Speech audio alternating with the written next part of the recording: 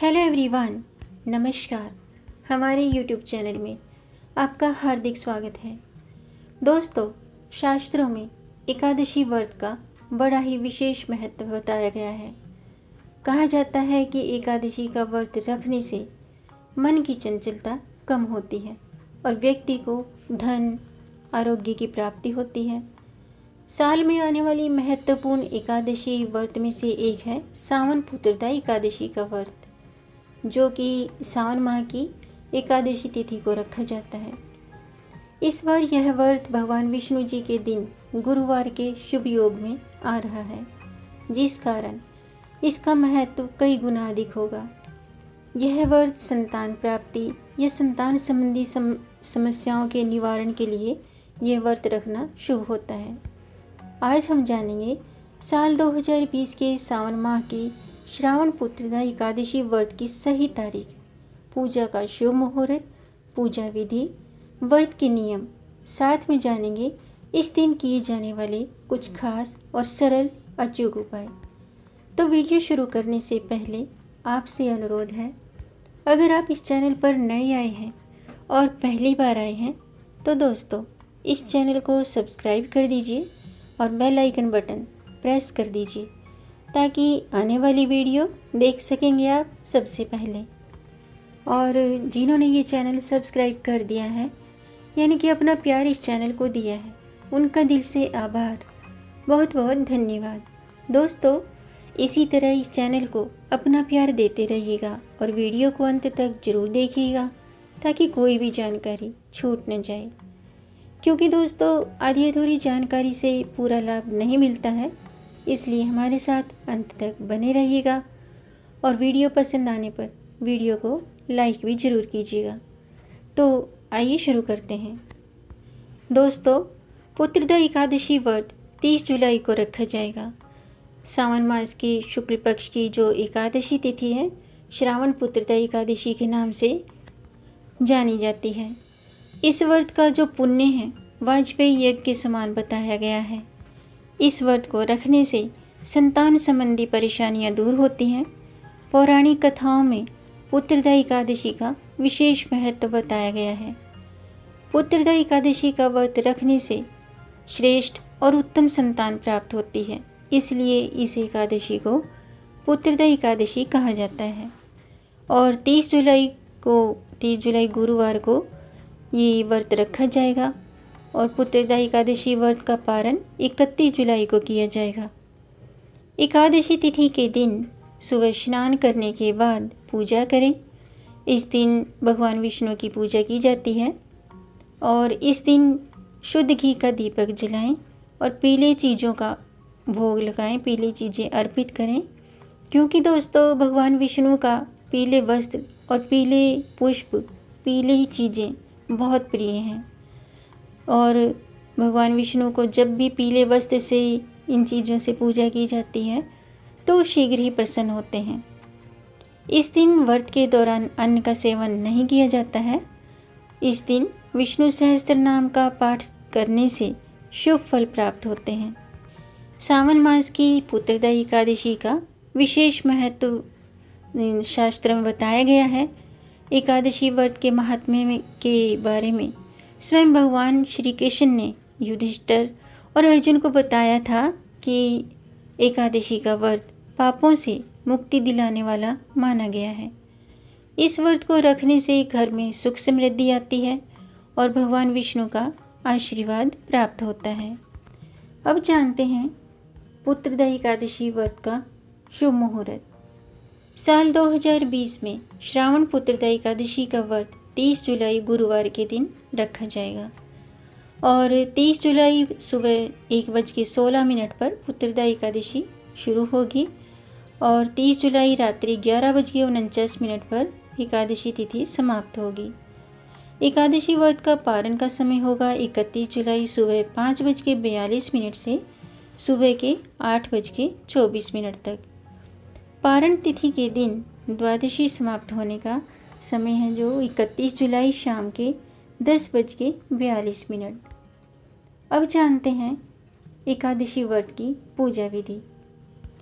दोस्तों, श्रावण पुत्रदा एकादशी का व्रत दशमी तिथि के दिन से ही शुरू हो जाता है, इसलिए दशमी तिथि को सात्विक भोजन ग्रहण करना चाहिए।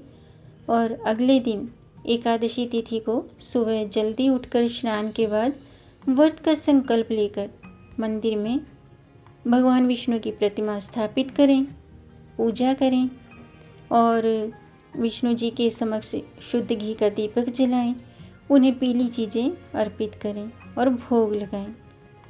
इस दिन व्रत के साथ साथ आपको कथा भी ज़रूर सुननी चाहिए और कथा के लिए मैं अलग से वीडियो बनाऊंगी, क्योंकि दोस्तों इसी में ही अगर मैं कथा ऐड करूंगी तो काफ़ी लंबा वीडियो हो जाएगा। तो कथा के लिए आप मेरे आने वाली वीडियो देख सकते हैं। इस दिन विष्णु सहस्त्र नाम का पाठ करें, जो कि बहुत ही विशेष फलदायी होता है।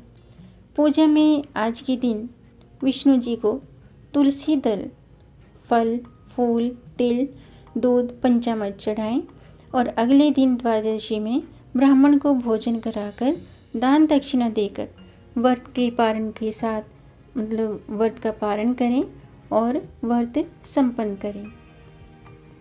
अब जानते हैं दोस्तों एकादशी व्रत के नियम।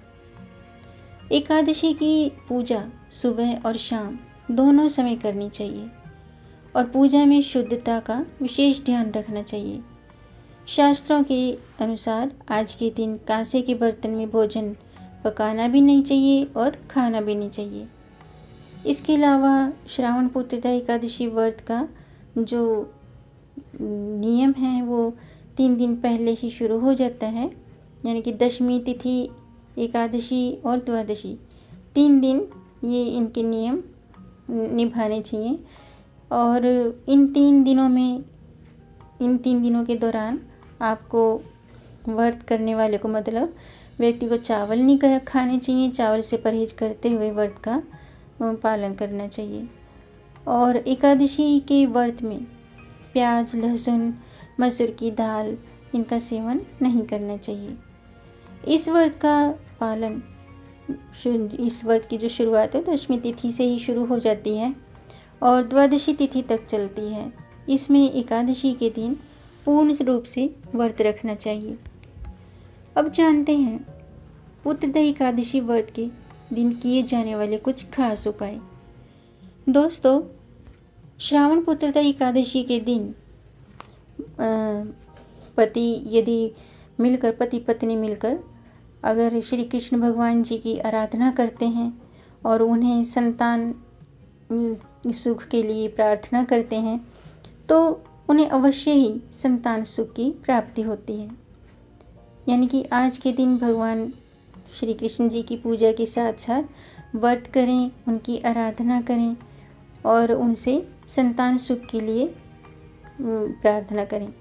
आज के दिन पूजा में भगवान विष्णु जी को पीले वस्त्र, पीले फल, पीले फूल और पीले मिष्ठान से पूजा करें, ये चीज़ें अर्पित करें और कार्यों में सफलता के लिए आशीर्वाद की प्रार्थना करें।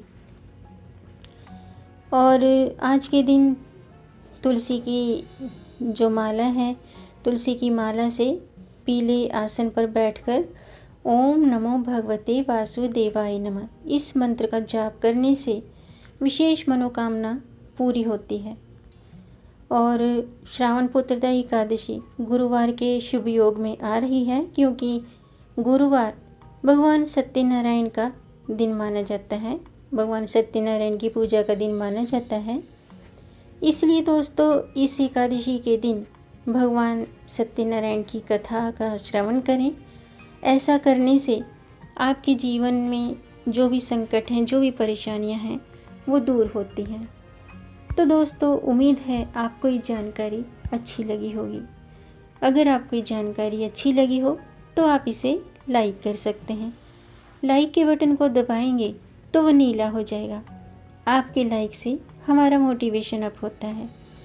और दोस्तों इस जानकारी को आगे बढ़ाकर ज़्यादा से ज़्यादा शेयर कर दीजिए ताकि किसी और का भी भला हो सके।